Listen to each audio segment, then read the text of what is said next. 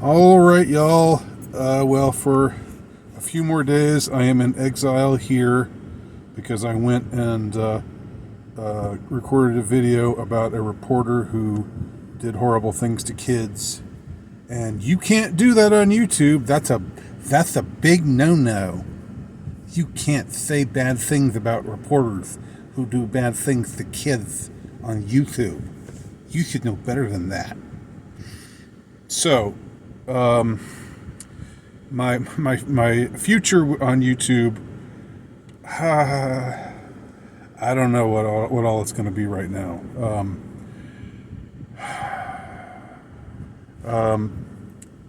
I guess maybe I'll stick around, but we'll see. Anyway, I thought I would record something today that caught my mind, caught my interest as I was reading Tom O'Neill's book about the Charles Manson investigation and the cover-up involving the state prosecutor Bugliosi, Steve Bugliosi. That is the first name, Steve. I don't remember if that's for sure if that's his first name, but his last name is Bugliosi. He's Italian, and he apparently did some bad things. He cut some corners and was not a good guy, if the book is to be believed. And I'm finding the book to be rather credible. But I think the most interesting thing about the book is the suggestion that Manson was some kind of federal asset. That perhaps he was an FBI asset, that he was given a certain kind of protection. There's plenty of evidence of that, that he was sort of he and his followers were just allowed to occupy their space and do their thing, and that maybe the this was all backed up out because of the COINTELPRO program of the FBI, which was at the time targeting black revolutionary groups, civil rights groups, and so forth, and because Manson and his followers were hostile to the black revolutionary groups, because Manson's whole ideology was that there's going to be a huge race war, and the blacks would win, but then he and his followers would emerge and conquer the blacks, and be the new kings and queens of the world. That was what he thought would go down.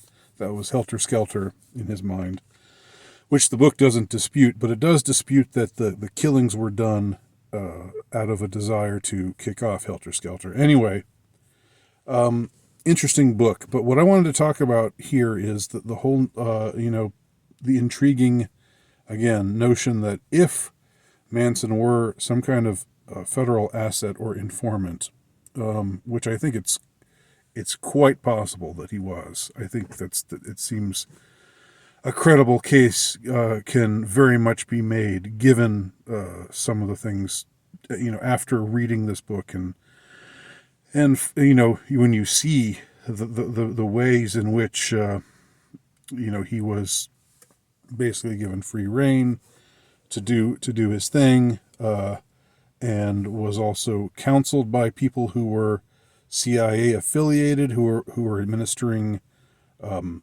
LSD in the what's it called, the Haight-Ashbury district during the Summer of Love. How Manson was allowed to go up there and allowed to be treated and was given access to lots of drugs, and that he drugged his followers. And of course, we see in Manson and his cult a microcosm of what the CIA was doing on a more macro level. The CIA was looking for ways to brainwash people, to get people to do what they wanted them to do, with the ostensible pretense that this was the ends justify the means, and that they were the good guys. They were fighting against communism and fighting for freedom and fighting for America and stuff. So here's something that for me, comes is kind of a corollary of all of that, and that's something that gets reported that Manson and his followers often did was something that they called creepy crawling. Manson had this kind of this hippie language and he coined a lot of terms and phrases and so forth, and gave it his own sort of spin. He was he was marketing himself in some ways. He was adjusting his own image to appeal to these lost hippie girls mostly, and he had immense charisma and the ability to bring them under his sway, but he also had the help of massive doses of LSD, which the CIA liked because it was thought of as a way to make people more suggestible. And this is something really to be kept in mind for everybody who advocates for LSD as some kind of like, oh yeah, your mind is freed when you take it, and you see reality in a whole different way. Well, the whole notion of LSD as a means of spiritual freedom, there's kind of a sour note that is sounded when you look into the fact that a group like the CIA were the first ones to use LSD. They basically introduced LSD. LSD was the CIA's drug. And so a lot of the proponents of LSD, people like Timothy Leary or Ken Kesey or others were very likely assets as well. And I think, this has been established elsewhere. These people who are supposed to represent the counterculture. Well, the counterculture was largely an astroturf phenomenon. Again, going back to the seminal book Weird Scenes in the Canyon, which I read before I read Tom O'Neill's book on Manson. Anyway, something little about or a corollary from all of this. They did this thing called creepy crawling, and what Manson called creepy crawling was they would sneak into people's houses. Sometimes when they were there at night and they were sleeping, or sometimes when they were away, and they would just steal little things, or just maybe eat some stuff out of the refrigerator, rearrange the chairs, the furniture in some way, so that when the people who lived there woke up, they would see somebody had been in the house, and things looked different. But why were they coming in? And that's the kind of thing that really messes with your mind, and makes you sound crazy. If you call the police and say, well, I think people broke into my house, what did they do? Well, they didn't really steal anything or anything much. They just rearranged my furniture. And then the police are going to be saying, are you sure? Are you sure you didn't do that yourself and just forget about it? Are you maybe being a little paranoid here?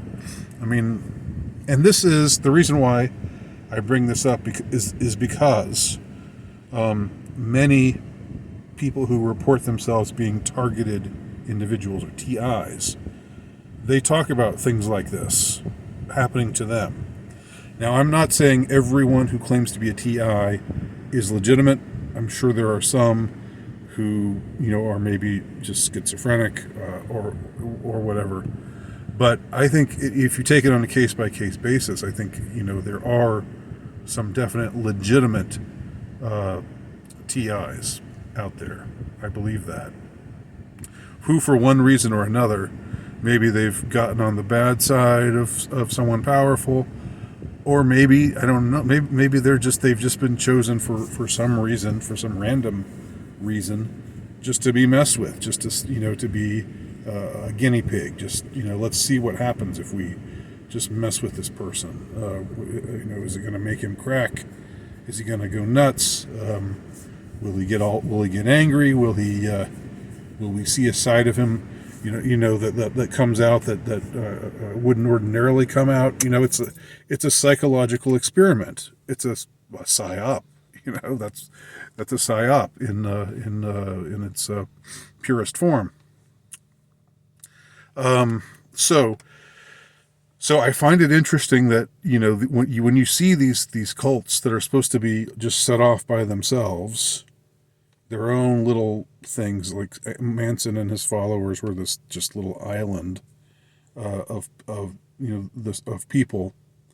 But on the other hand, they were well known in L.A. and they were friends with Manson had made friends with some celebrities in the music biz, and he'd even gotten some of his songs recorded by in the studio of the Beach Boys. They befriended Dennis Wilson of the Beach Boys. There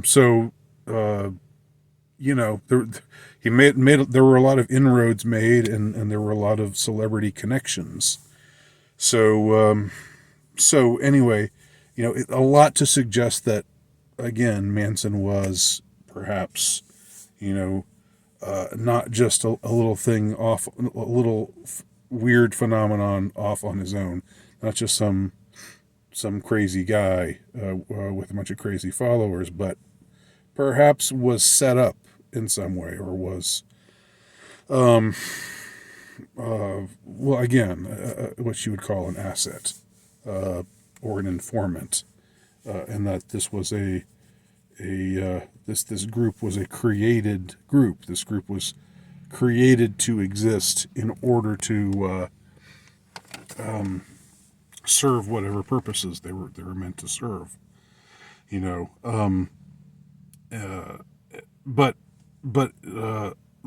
again, the thing that really sticks with me, and what I wanted to emphasize in this video, is the extent to which we see, whether it's Manson's group or some other cult like Scientology, or Jim Jones, or other groups. We see them engaging in these kind of ruthless tactics, or which they seem to just have honed down to a T, like especially Scientologists. They've really got it down. I mean, they're really great at inflicting psychological terror in people. They seem to just have access to a lot of information as far as that goes. So where does that come from? I don't believe that people do just go off on their own. I mean, maybe it could happen in some cases. Somebody just goes off on his own and discovers all these things. But maybe they have access to intelligence sources, and the fact that Manson and his people were doing things like what TIs, targeted individuals, talk about having done to them, is certainly interesting. And that he called it creepy crawling, but it's something that it's the same phenomenon that people report happening to them when they think they're just being messed with. So there's lots more to be gleaned from this book, believe me, and I do recommend it. But those are my thoughts for today. I didn't say anything bad about any reporters who did terrible things to children, so I think this video should be okay as far as YouTube goes. But we'll see. Anyway, thanks for watching. Talk to y'all soon.